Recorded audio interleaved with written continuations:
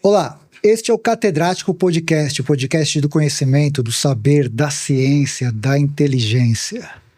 E a minha convidada de hoje, cara, assim, o currículo dela me deu dor de cabeça, cara. Porque você olha pro lado acadêmico, essa mulher já fez de tudo. Tem 2 graduações, tem mestrado, tá fazendo doutorado, é artista, é uma série de coisas que a gente vai tentar fazer aqui, comprimir tudo em 1 hora só. Fabiana Cosa, que honra ter você aqui, Fabiana. Uma honra também. Uma honra, Rafael, obrigada. Mas assim, não sou tudo isso Você que é você uma está falando. catedrática, cara. Como que você não é uma catedrática? Como você sempre gostou de estudar? Eu sempre gostei de estudar. Eu, na verdade, fui criada numa casa onde a minha mãe é professora e o meu pai teve muitas dificuldades do ponto de vista financeiro e também por conta do racismo. Meu pai é um homem preto, então a educação dentro da minha casa sempre foi um valor, Rafael. Um valor inegociável, e indiscutível. Quer dizer, somos 2 filhas e desde muito pequenas nós estudamos escola pública, né, até completar o ensino fundamental. Hoje, ensino fundamental, na minha época era o 1º grau, né? E aí depois, aí sim, a minha irmã ainda fez o 1º colegial numa escola pública e eu fiz o colegial todo, quer dizer, o ensino médio em colégios particulares, né? Mas a educação era sempre um valor, né? Como eu estava dizendo. Então, a gente tinha disponível em casa uma biblioteca por conta daquele círculo do livro. Sim. Você lembra que era? Hoje isso ganhou uma outra cara, né? Eu continuo assinando. Eu faço parte. Eu tenho 2 assinaturas desses círculos do livro modernos, contemporâneos, né? Mas a minha mãe era uma assinante, então ela recebia, selecionava também leituras que pudessem servir a nós, né? E na escola, a gente tinha também uma biblioteca, que era uma biblioteca mais humilde, mas eu tive excelentes professores, tanto na escola pública, quanto depois na escola particular, né? Eu estudei em 2 colégios particulares no ensino médio e depois eu fui fazer a PUC, né? E como conciliar essa vida de artista, que assim, uma hora você tá em Manaus e fazendo Isso é uma pergunta de milhões, estudar. Rafael. Isso é a pergunta de milhões. Porque é uma loucura, né? É uma loucura. Eu agora tô num doutorado, né? Eu tenho 1 ano para fechar o doutorado na Unicamp, E não é fácil. Não é nada fácil. Mas eu também te digo que nunca foi fácil para minha família, para as famílias tanto de pai quanto de mãe, de pai mais, obviamente, até pelo que eu já falei aqui. Mas a gente sempre, quando a gente ouve por aí, né, que luta é verbo, é porque é mesmo, né? Então a gente sempre, eu venho de uma família até pequena, porque o meu pai não teve irmãos, né? Meu pai perdeu um irmão, a minha avó não casou de novo, criou o meu pai. Então, ele tem primas, todas as minhas primas, quer dizer, exceção da Sandra, mas a Marilda e a Marcisa também professoras. Então, quer dizer, a gente cresce num núcleo ali de professoras de escola pública, né? Minha mãe, as minhas primas por parte de pai. E então sempre foi esse lugar de que assim, olha, vocês têm que trabalhar e estudar, né? E a gente faz isso até hoje. A minha irmã, recentemente, ela é só 1 ano e 9 meses mais nova do que eu, e recentemente ela adquiriu uma outra formação. Ela é enfermeira, minha irmã vive no Canadá, e agora ela é estômato, né? Uma especialista em feridas, enfim.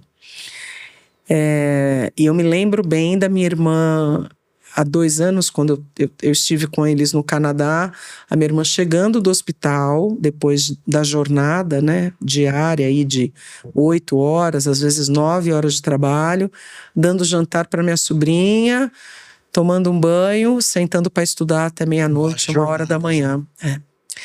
Então, né? Mas acaba também. Uma hora acaba, né? Nesse caso são 4 anos, né? A previsão. Mas você sabe que eu acho que o doutorado é assim, eu não vou dizer que é mais tranquilo, porque é uma pesquisa... Eu ia te perguntar, que falam que é mais fácil fazer doutorado que mestrado. Eu tô achando, porque assim, o mestrado é uma pesquisa muito que você tem muito pouco tempo para finalizar. Curta, né? Eu fiz o mestrado acadêmico, então você tem 2 anos, né, para fazer. Qual que foi o tema do seu mestrado? O meu mestrado, ele foi sobre uma oficina, né, mas é sobre o trabalho da minha professora de voz e de performance, que desenvolveu uma metodologia a partir do Roy Hart, que foi um grande diretor de teatro, ator e cantor, que nasceu na África do Sul, mas que se criou em Londres. Eles são de famílias londrinas. E eu, em 2014, fui para a França estudar com a Linda Wise. E fiquei muito apaixonada pela abordagem dela. E aí propus no mestrado, mesmo sendo na fonoaudiologia, falar a partir do... né, uma perspectiva de voz a partir da singularidade, né, enfim, da subjetivação da voz, das diferentes pessoas com quem eu trabalhei, né, porque eu montei, na verdade, eu convidei 20 alunos para participar do curso que ela veio dar no Brasil, e eles, através de um questionário semi-estruturado, eles depois contaram como é que foi o processo. Eles responderam questões antes, né, e depois responderam as questões após o trabalho com a Linda. E eu agora, no doutorado, resolvi seguir pensando a voz junto com o tambor, né? Legal. Porque eu também não fui uma criança que teve a oportunidade de estudar música em escolas de música ou conservatórios, nada disso. Eu fui estudar música bem tardiamente, talvez, não sei se bem tardiamente, mas com 19 anos, né, que eu fui fazer prova na ULM, consegui uma vaga.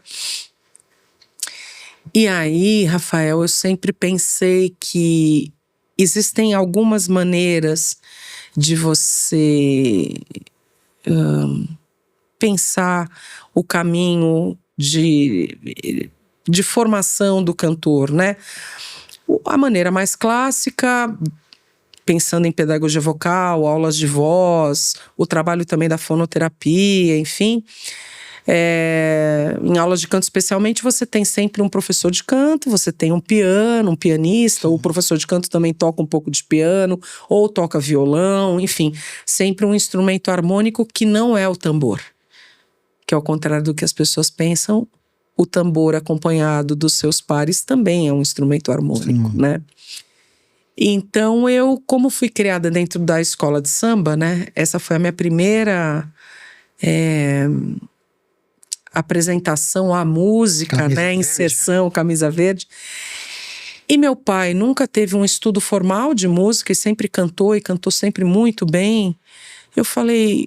Bom, eu também aprendi a cantar a partir do tambor, então por que não pensar uma metodologia a partir do tambor para cantores e com cantores?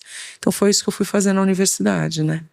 E dizem aí que quem faz doutorado é porque tem vontade de virar tipo professora mesmo, assim. Você tem essa ideia de, além de ser artista, arrumar mais essa confusão pra sua cabeça, assim? Seguir a carreira acadêmica? Acadêmica, de ser, de fato, assim, você não deixa de ser uma professora, né? Curso, uma série de coisas.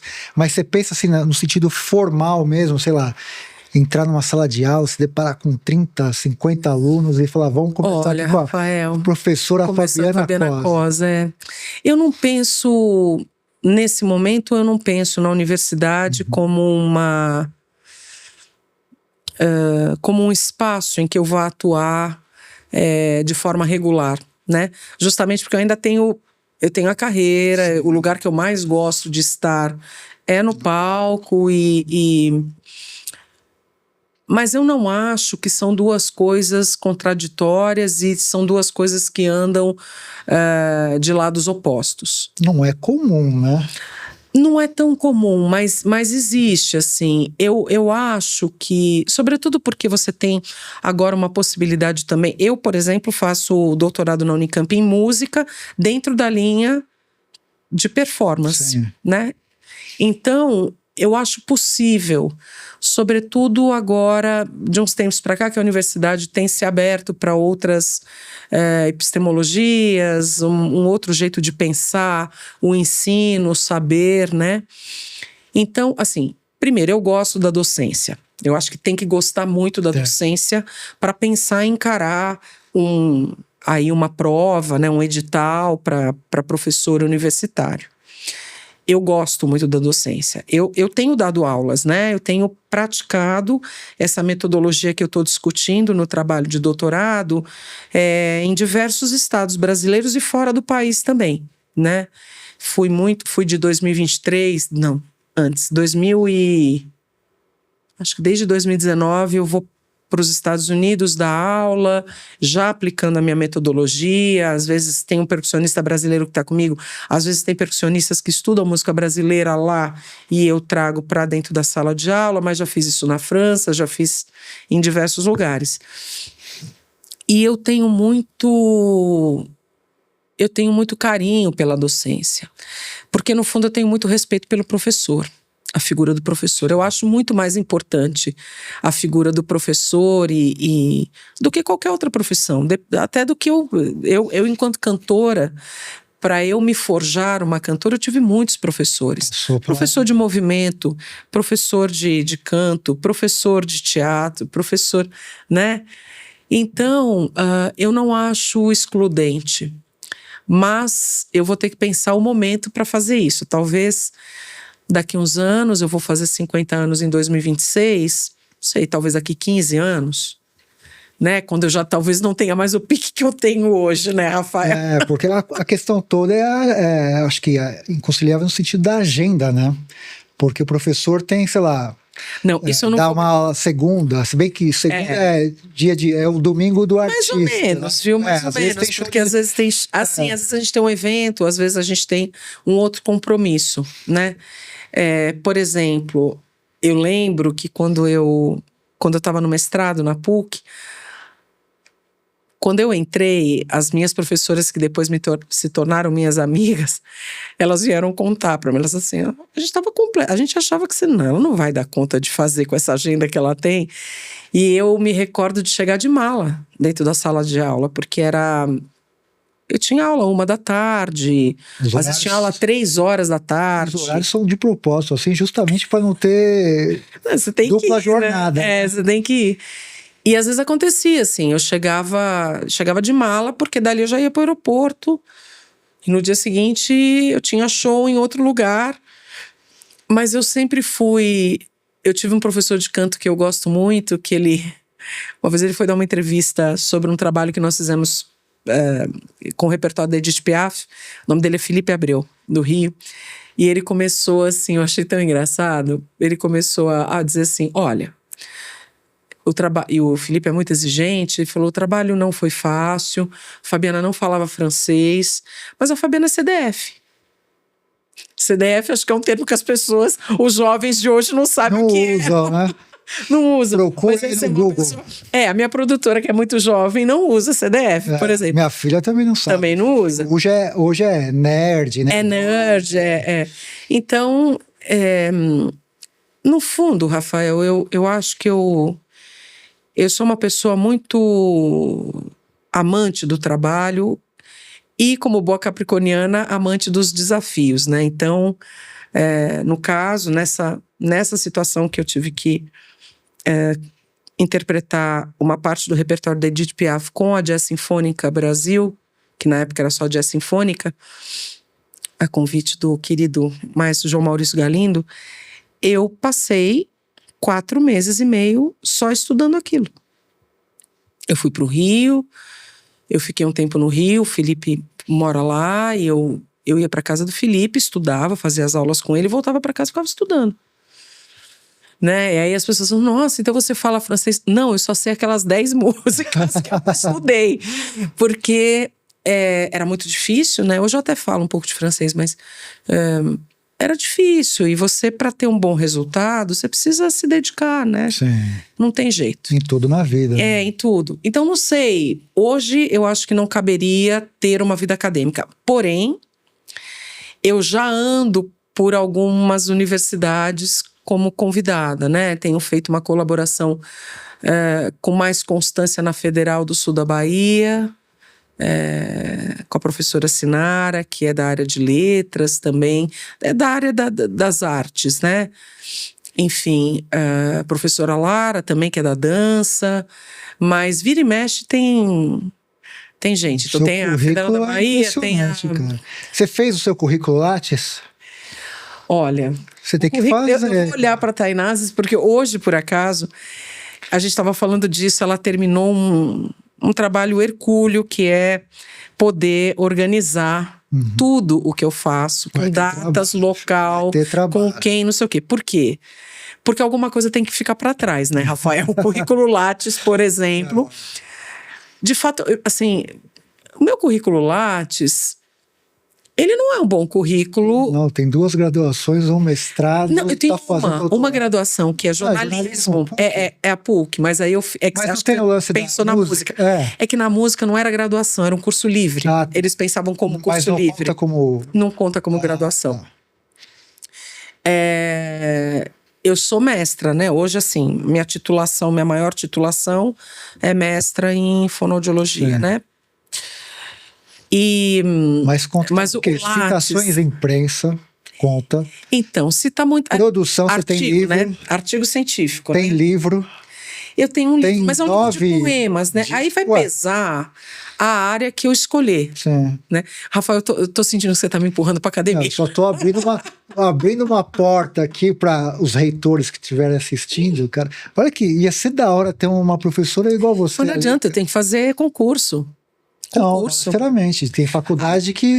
eu posso ser convidada, mas não a ser uma professora que tem um salário. Assim. Eu posso ser professora convidada, existe essa possibilidade, mas você ter uma regularidade, né, assim, ser professor da universidade, aí é concurso. Aí tem que estudar bastante.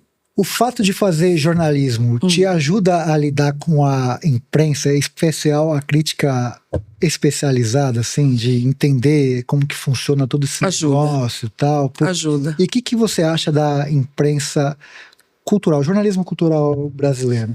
Acho que o jornalismo cultural brasileiro quase acaba. Quase, né?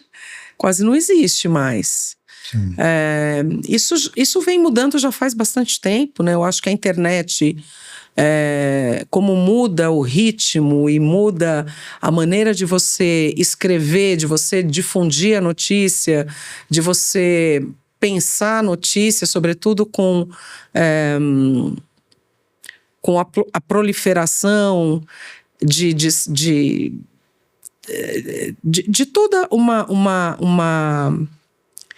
de veículos de comunicação que vão prezar a visualidade, e isso fez com que este ofício, né?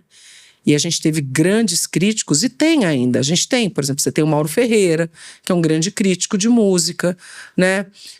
Mas a gente tinha com muita regularidade escrevendo mesmo, e era muito importante, eu, quando eu comecei carreira, receber uma crítica do Tarek de Souza, era algo assim, era um troféu, né? Tinha espaço, né? O jornal tinha folha, né? O João, que trabalhava no Rio de Janeiro. Hoje você tem excelentes jornalistas que são especializados em música, mas eles trabalham... não necessariamente num veículo como profissionais daquele veículo que tem uma regularidade na escrita. Você tem o Leonardo Lixotti, no Rio. Você tem o Luiz Fernando Viana também. Você tem o Mauro Ferreira, né?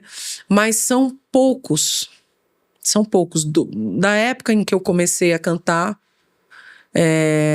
essa imprensa quase não existe mais, né?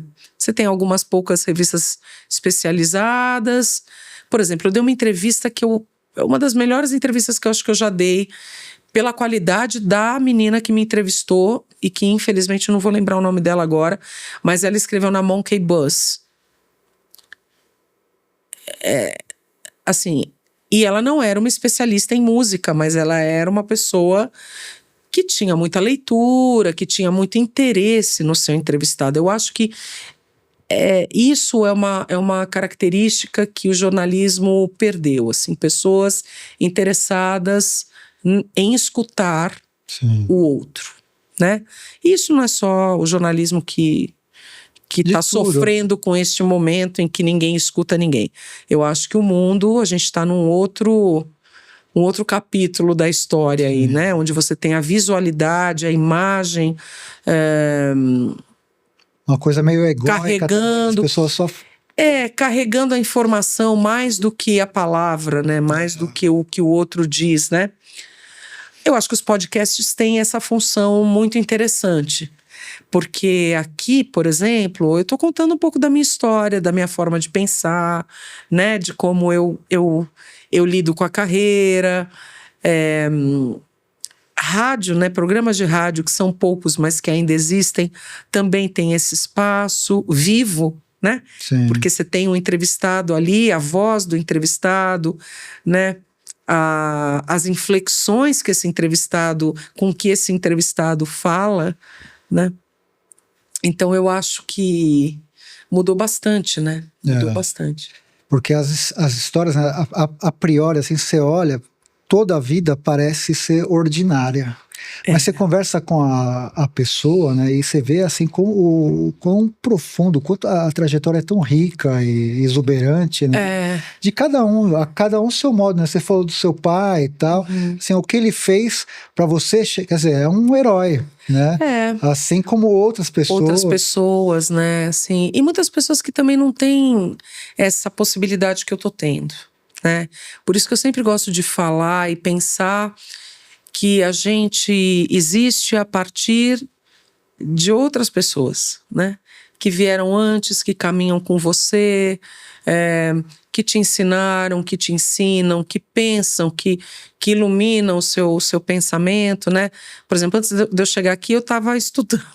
Eu estava estudando, né? Eu estava lendo um dicionário, um verbete específico sobre atabaque, do Raul Lodi. O Raul Lodi, que não só é um grande estudioso da cultura afro-brasileira, mas também da cultura de terreiro, né? Um filósofo. E, se não me engano, é até um babalorixá. Essa informação eu não tenho certeza, eu preciso checar. Mas aí você vai ler o dicionário, né, que ele fez, que tem um prefácio do professor Dr. Roberto da Mata, enfim, quer dizer, aí você fala, poxa vida, quanta gente, né, pensando, investigando o mundo, o fazer, o saber, né, e que também te influencia. Sim. Né, também te influencia. Enfim, é infinito, por isso que eu acho importante. Eu não sei, eu como artista, Rafael, e a gente comentou que você já chegou a me contratar, né, Rafael? Ei, olha que honra, cara. Tô entrevistando ela hoje. Ele já foi, praticamente eu posso falar que você já foi meu chefe. Imagina. De certa maneira, né? Você foi um contratante. O público pediu ela, por isso que a gente contratou. E eu acho interessante essa coisa da gente pensar, né, que nós somos sempre o artista tem essa força na comunicação, e a experiência, o fazer, o construir, a arte cotidianamente, também é um lugar que precisa chegar nas pessoas que estão vindo. Ou seja, você também precisa formar outras pessoas. Isso é uma coisa que eu me preocupo, né? O seu legado, eu falo por mim, o meu legado não é só deixar disco, né? Ou deixar livro. Não, eu quero que as pessoas possam conviver comigo, então por isso que eu dou aula, né? Porque na aula eu também me vejo no aluno. Às vezes eu tenho turmas, Rafael, assim, eu não dou mais aula individual. Eu dei durante um tempo, mas eu não eu gosto do grupo, porque é como eu me forjei também. Eu gosto da turma junto, eu gosto da roda de samba, é ali que eu aprendi. Então eu acho que quando a gente está junto, a gente aprende mais. Porque você não aprende, o conhecimento não fica focado em você, mas ele tem que ser partilhado. Sim. Então você observa um outro cantor interpretando alguma canção e você fala, nossa, cara, eu também tenho essa mesma dificuldade, ou não, ou eu tenho essa qualidade também. Olha como né? Então eu acho muito importante que a gente tenha essa consciência, essa preocupação e esse interesse, né, de sermos artistas educadores. Eu acho importante. Por isso que eu acho que eu também fui buscar a vida acadêmica, né? Assim, mesmo não estando dentro da universidade como professora, mas eu tenho muito respeito pelos meus professores, pela minha orientadora, pelo meu co-orientador. Eu escuto o que eles têm a dizer, né? Então, eu acho importante. E como que é ser comparada a Elis Regina, a Clara Nunes, Elisete Cardoso? É uma responsa. Você consegue dormir tranquila com essas eu coisas? muito honestamente, eu não dou muito ouvido para isso, não, porque eu respeito as pessoas que identificam as semelhanças e tudo mais, mas eu não fico enchendo minha bola nesse lugar, não, porque senão ia ser muito besta. E Primeiro considerada uma das maiores da geração. Mas isso eu fico sempre assim. É muita coisa, cara. É muita coisa boa que você tem que falar, caceta. É legal, mas sabe o que eu acho? Num mundo em que todo mundo quer chegar sozinho, quer chegar primeiro, eu acho que isso é uma grande bobagem. Sabe assim, Rafael? Uhum. Eu prefiro nadar meio contra a corrente. Ai, Fabiana, por isso. Minha família às vezes fica assim. Ai, meu Deus, por isso que não fica tão famosa. Não, mas eu acho realmente isso. Eu não posso... Eu não sou uma na rede social e outra aqui diante de você. Eu não posso, não admito isso. Então, é claro que isso mexe com a minha vaidade, né, ser comparada a nomes que efetivamente deixaram uma marca dentro da música popular brasileira. Você fala de Elisete Cardoso, o próprio Chico Buarque diz que ela é a mãe de todas as cantoras. Isso é uma maravilha. Elis Regina, mundialmente conhecida como uma das maiores intérpretes do mundo, não é só do Brasil. Eu colocaria nessa conta milhares de outras que não me comparam com elas, mas a Elza Soares, a Alcione, enfim, são gigantes, a Marlene, são todas grandes, a Leni Andrade, a Célia, enfim, o Milton Nascimento, o Emílio Santiago, todas essas pessoas me influenciaram porque eu ouvi muito essas pessoas. Então, talvez tenha uma semelhança ou outra, um lugar na canção, uma inflexão que eu faça que pareça alguma coisa que a Alcione fez, alguma coisa que a Elisete, porque a gente ouve, a gente não inventou a roda, não. Quem chega e fala assim, às vezes eu vejo umas entrevistas pensando, não, então porque eu criei. Não, você não criou nada não, desculpa. Não criou, eu não acredito nisso, eu não faço parte desse time de gente. O que eu acho é que eu tento ser muito responsável com o que eu faço, eu tenho muita paixão, isso sim. Eu sou absolutamente apaixonada pelo que eu faço, eu tento me dedicar ao máximo e acho que é por isso que eu durmo bem. Porque senão... Dá pra ver no palco, assim, o quanto você é apaixonada pelo que você faz. Apaixonada, entendeu? O Bola de Neve, que foi um pianista, intérprete, compositor cubano, você sabe, né? Que eu sou apaixonada por ele, eu já fiz até um espetáculo do Elias Andreato, junto com o Pepe Cisneros, um grande pianista cubano que vive aqui. A gente já homenageou o Bola. E aí, Rafael, ele tinha uma frase... O biógrafo dele, se não me engano, é o Facundo Ramírez. Tem um livro que eu li que é sobre o Bola, e ele dizia que o Bola de Neve falava que ele entrava no palco para morrer. Entenda esse morrer, e eu sempre entendi isso, como um renascimento, né? Um desfazer para fazer de novo. Então eu tenho sempre essa sensação de que eu saio renovada do palco, né? E que tem sempre algo misterioso que acontece e que você não tem como dominar. Eu não entro no palco achando que o jogo tá ganho. Nunca fiz isso. E às vezes, nunca não digo, mas às vezes que fiz, quebrei a cara completamente. No sentido de não estar entregue e não conseguir entregar aquilo que eu havia me comprometido. Eu acho que isso mudou muito depois que eu me tornei uma pessoa de candomblé. Porque no candomblé eu aprendi, e eu aprendo, né, sobre silêncio. Muito sobre silêncio.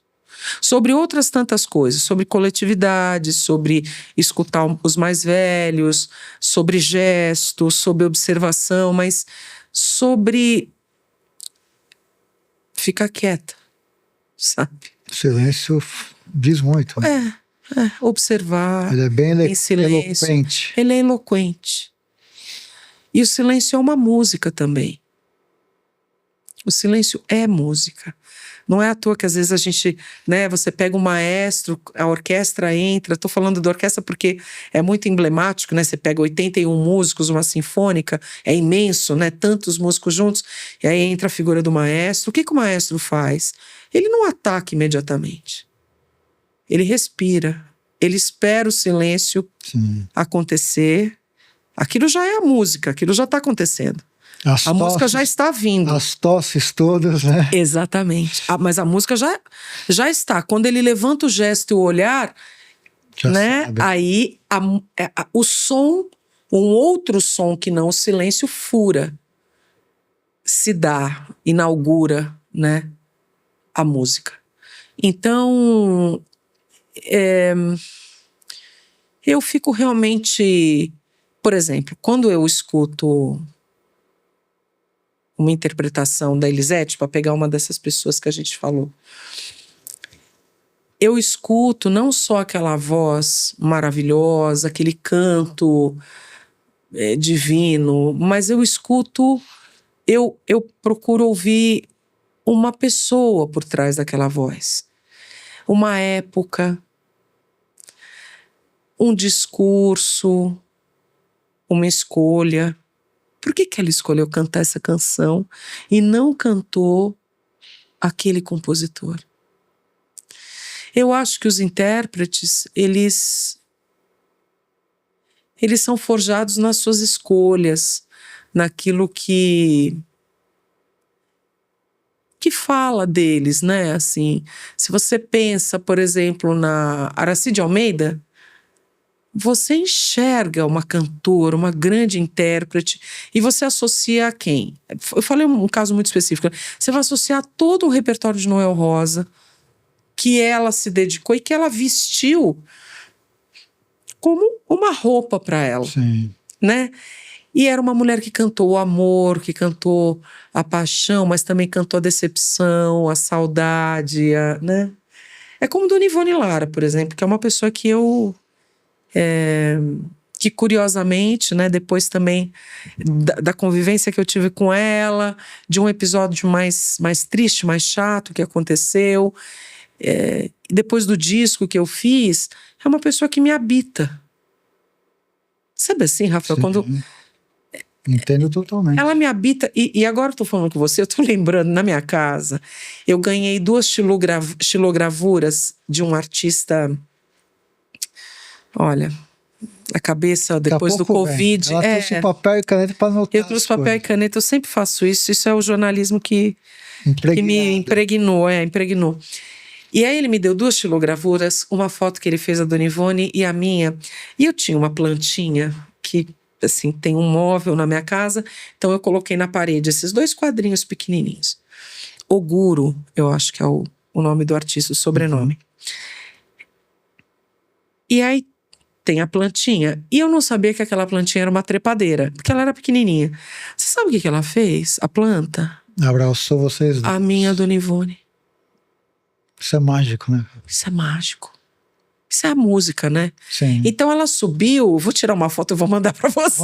Manda que a gente vai fazer um corte com essa foto aí. É tão bonito, porque assim, essa planta subiu, primeiro é o quadro da Dona Ivone, e nós estamos uma olhando para a outra, da maneira como ele pintou, Sim. e aí a planta vem e abraça o quadro da Dona Ivone e vai pro meu, e agora ela tá seguindo para outro lugar, que eu não sei onde ela quer ir. Ver quem que ela vai abraçar. Vamos ver quem que ela vai abraçar.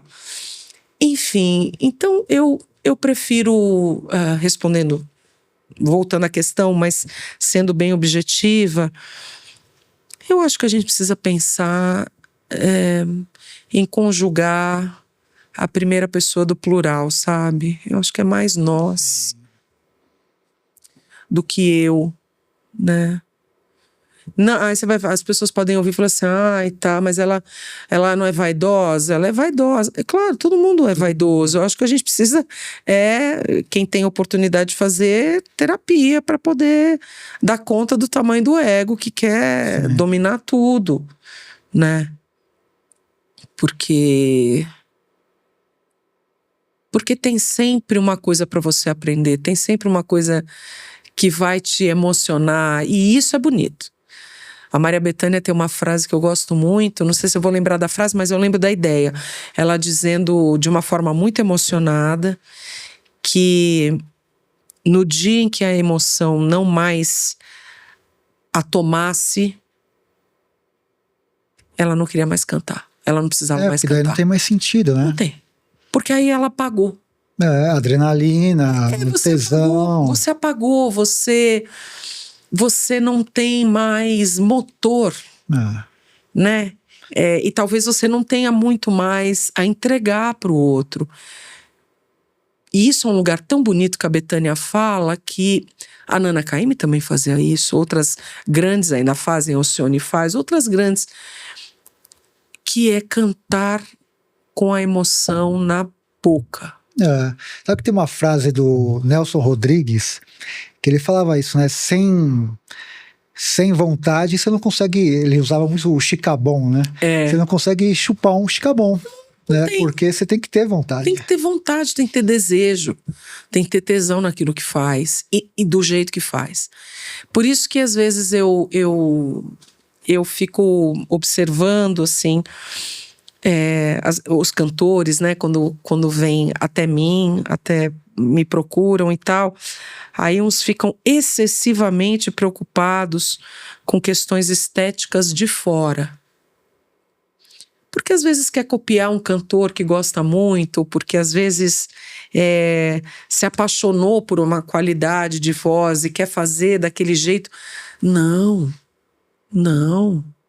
Mais bonito é você mostrar quem você é. É a originalidade. É você ali. Vamos pôr o coração na mesa, né? É o que o Gonzaguinha falava, né? Sim. Diga lá, meu coração. Então é isso, né? Tem que dizer, o coração tem que dizer. E o coração é o primeiro tambor. Qual é o primeiro tambor, né?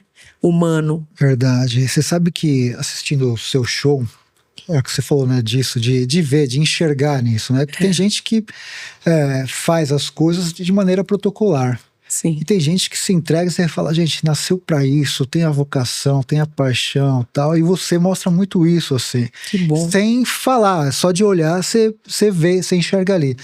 Como que é pra você, assim, que eu acho que é uma coisa meio que próxima a Deus, subir no palco e aquela galera toda te assistindo, te ouvindo, assim. Não, Deve ser uma coisa, nossa, uma é assustador, incrível, sabia? Assim, não é? É assustador.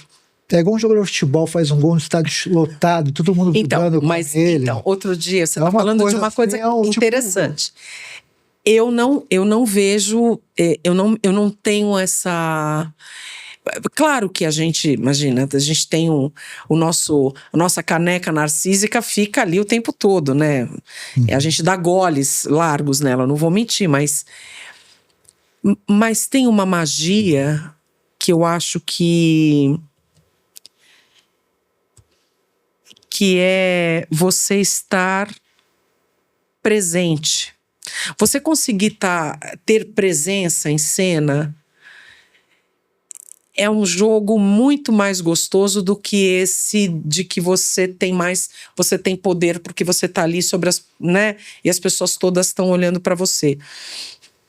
Esse lugar de ter o olho do outro sobre você é um lugar que quando eu entro em cena, eu tô meio cega. Eu preciso de uma certa cegueira para eu poder fazer o que eu preciso fazer ou o que eu me preparei para fazer, mesmo que mude em algum momento, né? Isso, eu tenho uma inspiração ou eu tenho um movimento que me chama a aumentar o tamanho da canção, sei lá. Para você atuar desse jeito, eu vou usar atuação, sim. Não como fingimento, mas como presentificação daquele corpo. Sim. Você precisa entrar no jogo. Nesse jogo misterioso que é estar no palco, mas nesse jogo da alteridade, que é você ter o outro ouvindo você, mas não só ouvindo, porque tem pessoas que querem conversar com você. Sim. Também acontece. Você termina de cantar uma canção, às vezes no meio da canção a pessoa te aplaude, ou a pessoa grita, ou a pessoa... Não sei, não dá pra gente saber. Então eu prefiro ficar nesse lugar que bom, vai começar o sonho. E eu tenho que aproveitar esse sonho, porque ele vai durar 1 hora, 1h10, depois acabou. E você falou uma coisa interessante, Rafael, que é pensar o estádio de futebol. Isso é uma experiência que eu não tenho noção o que é passar... Fazer um gol no final do campeonato. Não, eu não sei o que é isso, assim. Eu faço um golzinho, inho, assim, bem eu faço um golzinho com bola de gude, sabe? Assim, o meu é bola de gude. Porque... Putz, uma vez eu entrei no estádio, quando eu era jornalista, eu trabalhava... Eu fiz uns trabalhos pro Grupo Folha. E a primeira vez que eu entrei no Pacaembu, quando o Pacaembu ainda... Era o Pacaembu. Era o Pacaembu. Eu fui fazer um trabalho que era aquele de bola parada, bola em jogo e tal. Então eu ficava com 2 cronômetros, a bola passava do meio de campo, eu acionava o outro cronômetro do outro time e tal, enfim. E eu me lembro, eu nunca esqueci a Gaviões da Fiel abrindo a sua bandeira. A bandeira subindo, né, na arquibancada.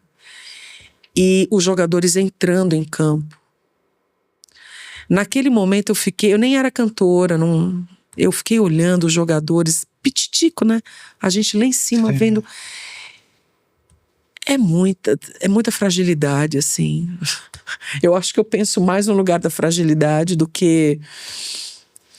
Mas não tem uma relação disso, deles entrando no campo e vocês entrando no palco, assim? Tem um pouco, mas sendo ovacionada, tal. Tem. Não sei se tem. Nunca pensei desse jeito. Porque ali são... Imagina... Maracanã tinha quantos? 50 mil pessoas? Estou dizendo não da quantitativo, mas no sentido da experiência mesmo, né? As pessoas estão indo lá para assistir o time. As pessoas estão lá para te assistir. Sim, né? E quando você entra, aquela... Tem a mágica né? A mágica que é... Olha, vamos lá que agora... A gente brinca, inclusive, com essa imagem. A gente fala assim, treino é treino, jogo é jogo. Porque a gente sabe que tocar e cantar é o inesperado. Uhum. É o que está por vir. E é bom que seja assim, né? Eu, particularmente, gosto sempre desse trapézio. Eu não sou uma cantora que fica com o pé no chão o tempo todo. Sabe assim? Uhum. Eu não tenho essa... Não sei, tudo pode mudar. Eu gosto desse risco. Eu sou uma pessoa que toma riscos em cena. Uhum. E o que talvez pudesse aproximar que eu tô falando com você, mas eu tô tentando elaborar na minha cabeça essa imagem. A arte do futebol, quando o futebol ainda se presta a ser artístico, é exatamente esse inesperado. Outro dia eu tava vendo o Ronaldinho Gaúcho, tava assistindo uma jogada dele quando ele jogou no... Foi no Barcelona que ele jogou, né? Cara, era impressionante o que esse cara fazia, né? É absolutamente impressionante, porque era um corpo mamulengo, um corpo meio capoeira, mas ele se divertia o tempo todo fazendo. E era lindo ver o Messi começando carreira ali, super reverente ao Ronaldinho Gaúcho, né? Ele fala até hoje que o Ronaldinho, pra ele. E isso eu acho bonito. Eu acho que o Ronaldinho... Eu fico imaginando, nunca encontrei com ele, acho que eu gostaria de conversar isso com ele. Fico pensando se o Ronaldinho Gaúcho, quando entrava ali naqueles estádios, sei lá, do Paris Saint-Germain, né, para disputar com a camisa do Barcelona, se ele não se lembrava de como era pegar uma bola e brincar com a bola. Sim. Porque eu acho que se ele esquecesse o que era aquilo, ele não era o Ronaldinho Gaúcho. Verdade. Então, nesse sentido também, tem um lugar que entrar em cena é você também cravar o lugar ao qual você pertence, você saber de onde você veio. Porque é com aquilo que você vai. Isso dá força.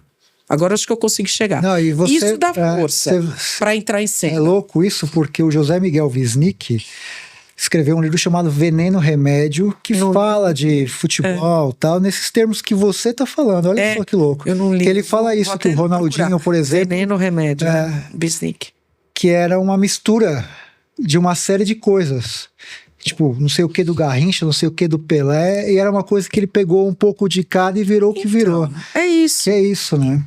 Que às vezes não é proposital... Mas absorve de algum jeito o que você está falando aqui na conversa, né? É por isso que eu digo... Não é copiar, mas olhar, absorver e pegar aquilo. Sabe o menino quando é pequeno que fica ali olhando, meio de bobeira, você fala assim, presta atenção, menino. Ele já está prestando atenção. Ele está fruindo aquilo de um jeito... a coisa já está fruindo na cabeça dele. Exato. Né? Exato. Eu tenho uma sobrinha que é uma graça, assim, ela tem 7 anos. E agora ela deu pra saber tudo de planetas. Eu não sei por quê. Em que momento com aquela criança, que ninguém em casa sabe nada de planeta... Estimulou. Olha, Rafael, é uma incógnita. Veio dela, né? A professora chamou minha irmã lá e escreve tudo em francês, fala em francês. A professora chegou para mostrar o livro dela. Porque acho que na escolinha os aluninhos fizeram um livro. Aí a professora chamou a minha irmã para perguntar assim, olha... É lindo o livro que a Gabi fez e tal. E a gente ficou curioso em tentar saber de onde, se vocês estudam isso em casa, porque ela contou que no espaço, eu fico até emocionada, porque assim, no espaço existe uma casa, mas não é uma casa comum, mas é uma casa que chama nave espacial. Gente! Genial, né? Eu falei assim, eu liguei pra minha mãe e falei assim, de onde que essa criança... E aí eu lembrei, Rafael, que teve uma vez na minha casa que eu e meu namorado, ela ficou sentada no meio da gente e ele inventou uma brincadeira que era a brincadeira do foguete. Olha isso, ela tinha 5 anos. E a gente olhava pra ela assim, Gabi, vamos então agora pro espaço? Vamos! E a gente caía, os 3 deitados na cama, olhando pro teto. E aí eu começava assim, nossa, tô vendo uma estrela. Não. E ela começava a dizer, eu tô vendo muitas estrelas. Não tinha nada no teto, mas tinha tudo no teto. Então isso traz também um lugar que eu acho fundamental pro artista. E que esse mundo que a gente vive está tentando tirar não só de nós artistas, mas de todas as pessoas, que é a nossa capacidade de imaginar e de sonhar. Sim. O delírio é fabuloso, né, cara? A gente precisa conseguir imaginar, Rafael, e a gente precisa continuar construindo, pavimentando caminhos, espaços, diálogos, incentivo para que a gente possa sonhar, para as pessoas sonharem. Quem não sonha... Tem a frase do Goulart, né? Que ele fala que... Não quer... a poesia só é possível porque a vida é muito dura, né? Se não tem a poesia, o que seria da vida? Né? E eu acho assim que porque a vida não basta. A vida não basta. A vida não basta. Por isso que a poesia existe. E aí você tem uma frase que eu acho genial do Paulo Freire, do professor, né, Paulo Freire, que é assim. Isso ele falou numa entrevista que ele deu para o Museu da Pessoa, e eu assisti a entrevista.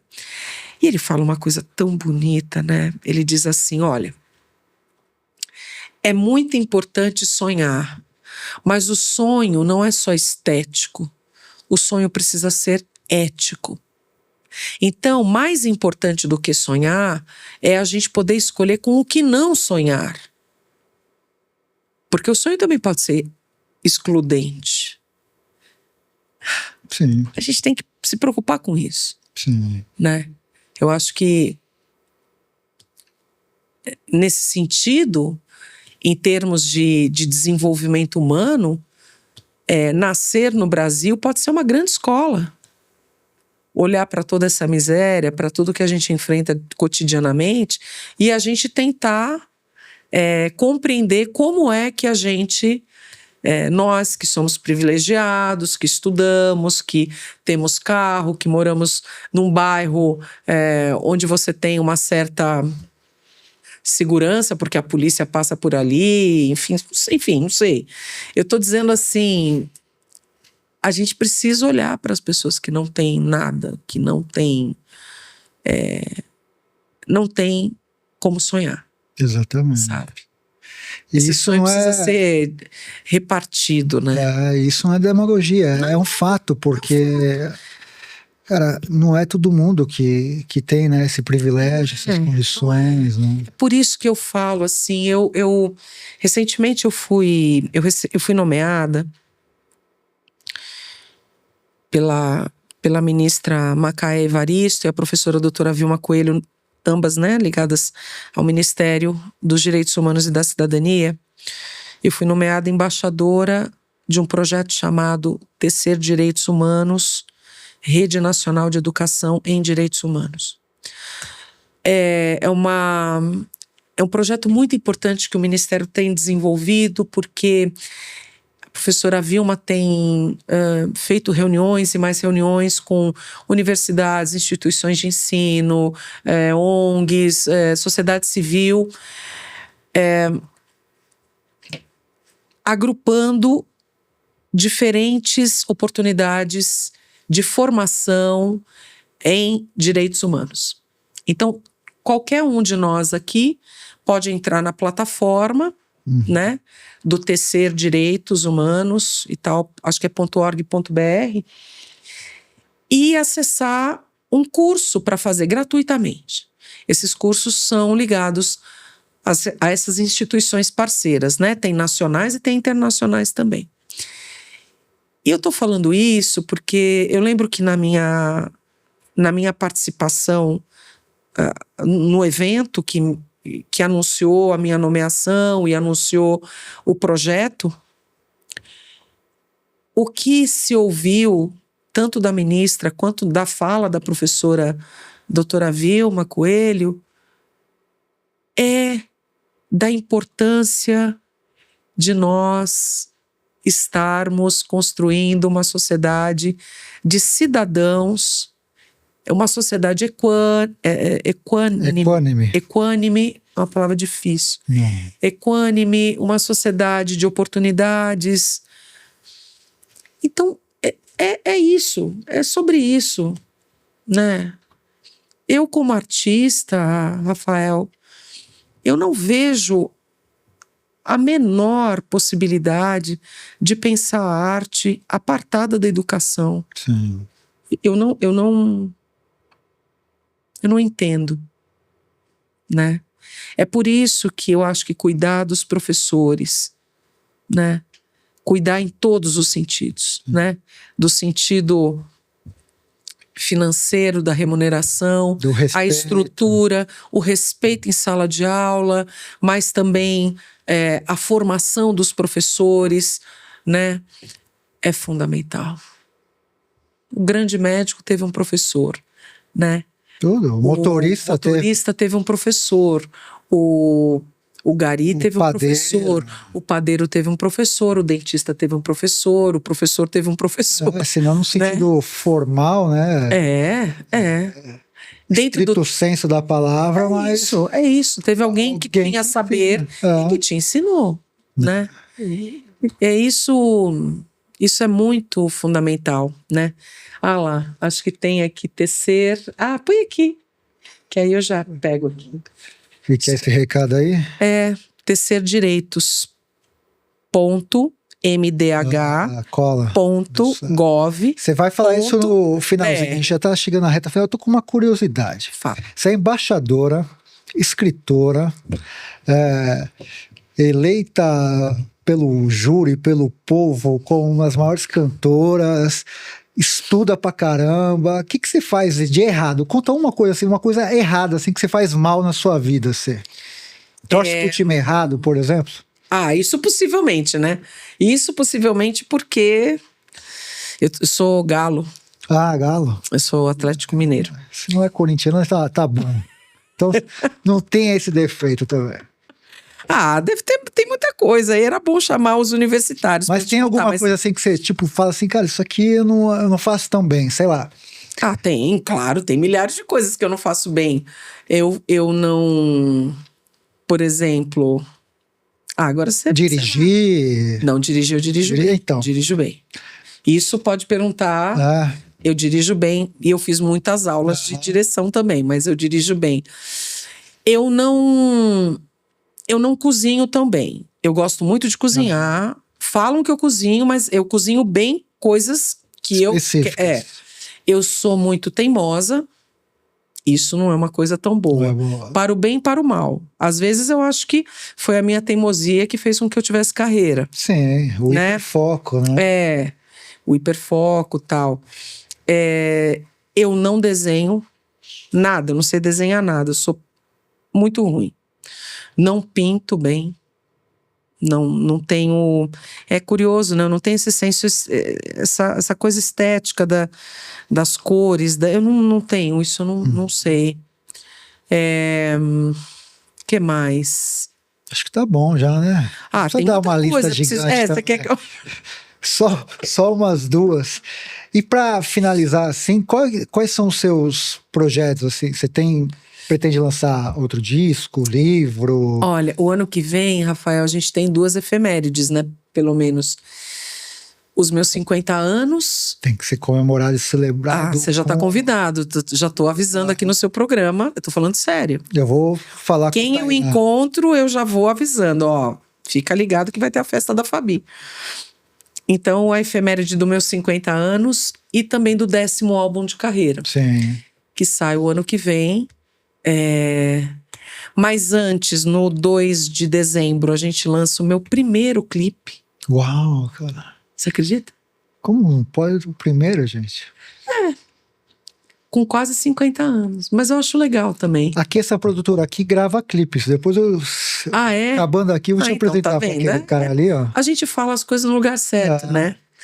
Mas a gente vai fazer esse clipe de um jeito muito amoroso, porque é com uma canção de um compositor que eu conheci há pouco tempo e que eu adoro, que é o Robson Batuta, de lá da Quebrada de Santo André, lá da comunidade do Palmares, junto com o trio e com o Fimaróstica, que dirigiu a canção, que vai entrar no clipe, Fimaróstica, Matheus Marinho e Nicolas Maia, que é o trio que tem me acompanhado neste trabalho que vai dar origem ao disco, e junto do berço do samba de São Mateus, né? Moçada lá de São Mateus, Casca, Tim Maia, Sandoval, Tocão, Nino, Miau, enfim, Gercinho da banda, a turma toda da pesada, meus amigos queridos. E aí o ano que vem, o que eu tô pensando então, primeiro é o aniversário, né? Tipo, a pessoa só fala do aniversário dela, o bolo e tal. Mas aí tem, né, doutorado, encerramento do doutorado, então a tese sai. Cara, vai virar doutora. Não posso nem brincar, não. Vai virar doutora. Tem mais tempo. Agora eu tenho que entregar. Então tem a tese para entregar, tem o meu segundo livro de poemas que está aí no forno. Se Deus quiser, daqui a pouco ele vai sair o ano que vem. O disco e coisas que o mundo e que os meus orixás estejam aí já mexendo os pauzinhos para aparecer. Só notícia boa. Graças a Deus. E saúde. Antes de tudo isso, eu quero ter saúde, quero que os meus tenham saúde, que é o que eu sempre... É a primeira coisa que eu peço, sabia? Eu não peço, isso eu não peço nada, Rafael, assim, eu não sou uma pessoa que pede coisas materiais. Iate, jatinho. Deus me livre, pra quê? Eu tenho uma coisa que eu peço. Uma coisa eu peço. Para eu continuar tendo energia, saúde, dignidade naquilo que eu faço, que eu não me perca em seduções tolas. Danas. Em seduções tolas, esse negócio de moda, a música do momento é isso aqui, vai pra lá, isso daí pra mim é uma bobagem, nunca me convenceu. E sim, eu tenho um grande projeto de vida, que é um dia ter, não sei se um instituto, mas uma escola de música para crianças em situação de vulnerabilidade. Não só para as crianças. Então, assim, eu quero formar crianças com grandes professores, dar trabalho para essas crianças serem remuneradas e empregar os pais. Porque não adianta você ter a criança e os pais em situação também de vulnerabilidade, não conseguindo manter aquele menino. Então, isso... empresários, pessoas que tenham interesse em numa sociedade mais digna, mais equânime, podem falar com a gente. Já dá o serviço aqui, primeiro te agradecer Eu te agradeço, querido. Que honra, que privilégio ter você aqui. Obrigada. E dá já o serviço para esses empresários, para todo mundo aí que quiser falar com você. Isso é importantíssimo, escola. Como que as pessoas te seguem, te acompanham, seguir, acho que pelo agenda. Pelo Instagram, né? Agora, Instagram que é @Fabiana Cosa. É @Fabiana Cosa com 2 Es. Tem o site, que é www.fabianacosa.com.br. E apareçam nos shows. A agenda está sempre atualizada. Tainazes faz a agenda, não para. E isso é uma característica. Quem vem trabalhar comigo entende que assim... não tem folga. É trabalho, não é? Mas é com alegria, né? Sorriso no rosto. Sorriso no rosto. A gente faz as coisas assim. Tem muito samba para alegrar a gente. É isso, gente. Esse é o Catedrático Podcast, onde só aqui tem catedráticas desse nível. Se inscreva no canal e até o próximo episódio.